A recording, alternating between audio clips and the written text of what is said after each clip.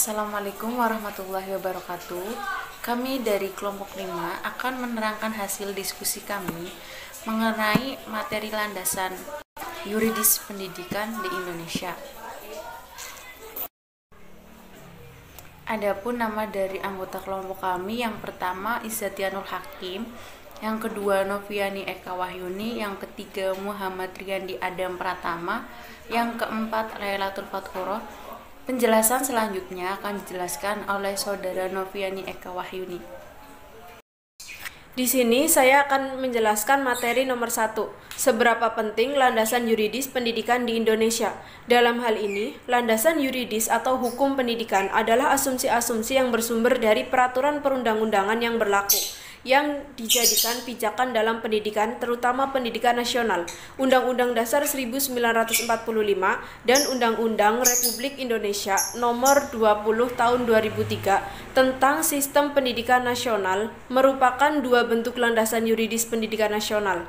Pasal 31 Undang-Undang Dasar 1945 menjamin hak setiap warga negara untuk mendapatkan atau mengikuti pendidikan dasar dan kewajiban pemerintah untuk membiayainya.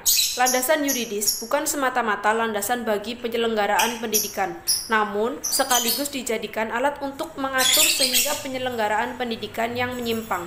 Maka, dengan landasan yuridis tersebut dapat dikenakan sanksi. Dalam praktek penyelenggaraan pendidikan, tidak sedikit pun ditemukan banyak penyimpangan. Bagaimanakah cara menerapkan landasan tersebut? Cara menerapkan landasan tersebut adalah yang pertama, pendanaan pendidikan. Di daerah, alokasi dana pendidikan yang masuk dalam APBD sangat bervariatif, tetapi kebanyakan belum sampai 20% dari APBD.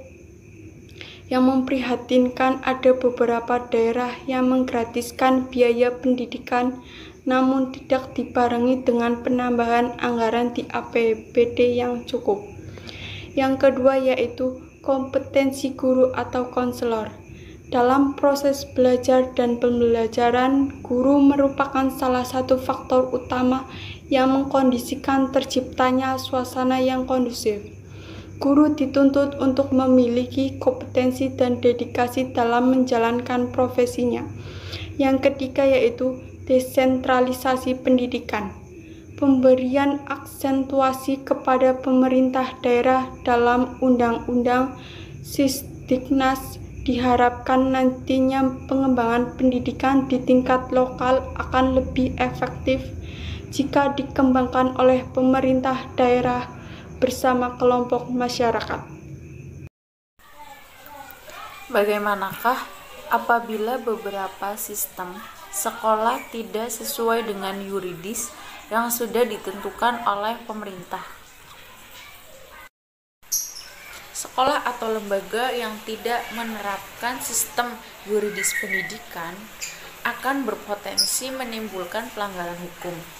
Karena pada dasarnya sekolah itu tidak mengacu pada regulasi yang telah ditetapkan oleh undang-undang, sehingga sistem pendidikannya sangat rentan bertentangan dengan pelanggaran hukum. Berbagai contoh bentuk pelanggaran yang rentan terjadi, yaitu seperti penyalahgunaan wewenang atau jabatan. Yang kedua, adanya korupsi, kolusi, dan nepotisme atau KKN yang terjadi di lingkungan sekolah. Yang ketiga, rentan terjadinya kekerasan baik fisik, verbal, bahkan seksual yang menimpa siswa atau guru. Yang keempat, fasilitas pendidikan yang kurang memadai karena anggaran yang tidak jelas. Yang terakhir, mutu pendidikannya yang rendah. Saya Lailatul Fathuro, alumni SMA Negeri 2 Brebes. Di sini saya akan menerangkan apakah sekolah saya telah menerapkan landasan yuridis pendidikan. SMA Negeri 2 Brebes telah menerapkan sistem yuridis pendidikan. Hal itu dapat dibuktikan dengan berbagai kebijakan sekolah yang berlandaskan pada peraturan pemerintah dan peraturan daerah atau Perda Jawa Tengah. Dengan adanya alokasi dana seperti dana bantuan sekolah atau dana BOS, Dana itu digunakan untuk membiayai komponen kegiatan-kegiatan di sekolah dan sarana prasarana sekolah. Sekolah telah mendirikan kebijakan pembebasan uang sumbangan pendidikan atau biasa disebut dengan SPP dan kebijakan peringanan uang komite, serta adanya program Adiwiyata yang telah terstandar, misal dengan adanya pengelolaan bank sampah. Sekolah juga telah menerapkan program ramah anak di mana seluruh siswa telah mendapatkan perlindungan hak yang sama atau secara adil. Assalamualaikum warahmatullahi wabarakatuh. Saya Muhammad Riyandi Adam Pratama dari kelompok 7 mau menceritakan sekolah saya dulu sudah menerapkan landasan yuridis. SMK YPT Kota Tegal telah menerapkan sistem yuridis pendidikan. Hal itu dibuktikan dengan berbagai kebijakan sekolah yang berlandaskan pada peraturan menteri dan peraturan daerah. Dengan adanya alokasi dana seperti dana BOS, satu kebutuhan bahan pengajaran praktek, misalnya bahan praktek dan berbagai sarana pengajaran yang diperlukan. 2. Alokasi dana untuk pembangunan infrastruktur sekolah dan kebutuhan untuk dana sosial. Sekolah telah menerapkan sistem pembebasan uang komite, hanya meringankan sistem pembayaran uang komite. Seluruh siswi telah mendapat perlindungan. Nama saya Noviani Eka Wahyuni, alumni SMK Negeri 1 Bulakamba. Menurut saya, sekolah SMK Negeri 1 Bulakamba sudah menerapkan sistem landasan yuridis, dikarenakan sudah dibuktikan dengan adanya berbagai kebijakan sekolah yang berlandaskan pada peraturan menteri dan peraturan daerah atau Perda Jateng. Seperti contohnya, 1. Alokasi dana untuk fasilitas sekolah. Yang dimaksud di sini, fasilitas sekolah yang sudah terpenuhi seperti pembelian sarana dan prasarana sekolah itu sendiri, yang bertujuan untuk memenuhi kebutuhan suatu proses pendidikan, belajar mengajar itu sendiri dapat dimulai secara maksimal. Yang kedua, kebijakan pembebasan uang komite, di mana di sini dapat dijelaskan bahwa setiap sekolah sudah memiliki aturan pembebasan uang komite sendiri, atau suatu sekolah tidak menerapkan sistem pembebasan uang komite, hanya meringankan sistem pembayaran uang komite. Yang ketiga, standarisasi program Adiwiyata. Pada setiap sekolah belum tentu mengadakan program sekolah Adiwiyata, yang dimana di dalam kegiatan Adiwiyata tersebut adalah bagaimana sebuah lingkungan sekolah dapat menerapkan sistem pengembangan program pendidikan lingkungan hidup, yang seperti contohnya mampu menerapkan sistem bergaya hidup sehat dengan menanam sumber daya pangan yang sehat dan mengerti bagaimana proses untuk mendapatkan suatu bahan pangan yang sehat. Yang keempat, program sekolah ramah anak.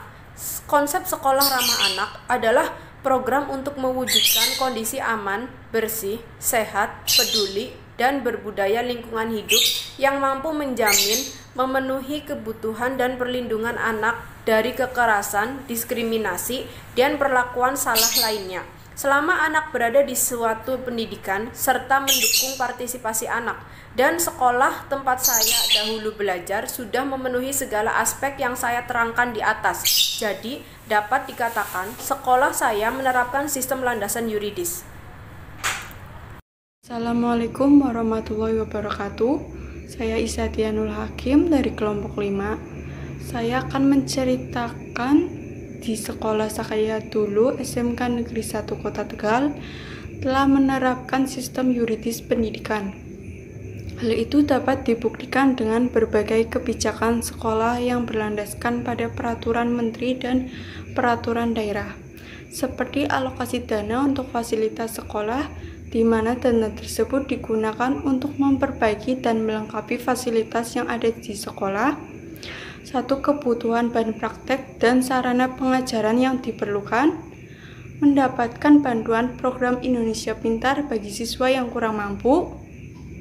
standarisasi program Adiwiyata, di mana program tersebut untuk mewujudkan warga sekolah yang bertanggung jawab dalam upaya perlindungan dan pengelolaan lingkungan hidup seperti pengelolaan bank sampah, penanaman tanaman, dan memanfaatkan bahan bekas menjadi lebih berguna.